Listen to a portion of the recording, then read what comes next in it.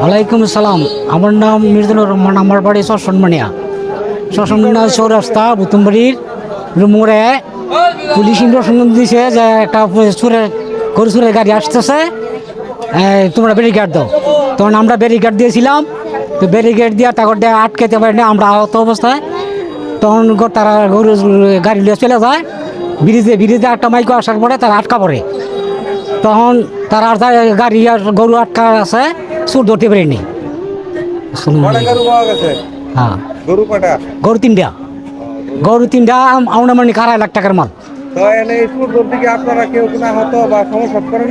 আমরা কিছু আহত অবস্থায় আছি।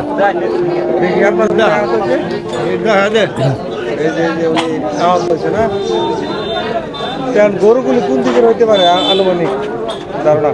গরু 2.5 লাখ টাকার মাল হইব তিনটা। মানে কোন দিক থেকে গাড়ি আসছে পশ্চিমের দিক থেকে। কাপাসিয়াতে আড়ালের দিক থেকে গাড়ি আসছিল।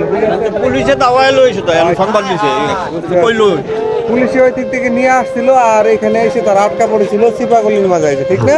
আর এই চট্টগ্রামের জনগণ সেক্ষেত্রে সহযোগিতা করেছে জীবনের রিস্ক নেওয়া, ঠিক না?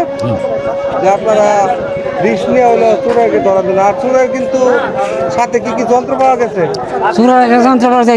ছুরি, বড় ছুরি, রান্দাও, তারপরে এই যে কাটার, তালা কাটার মেশিন। আর এই জায়গাটার নাম কি? শ্মশানমানিয়া বুতুমবাড়ি, সম্মান ইউনিয়নের 9 নং ওয়ার্ড না? 9 নং ওয়ার্ড। ঠিক আছে, আপনাকে অসংখ্য ধন্যবাদ।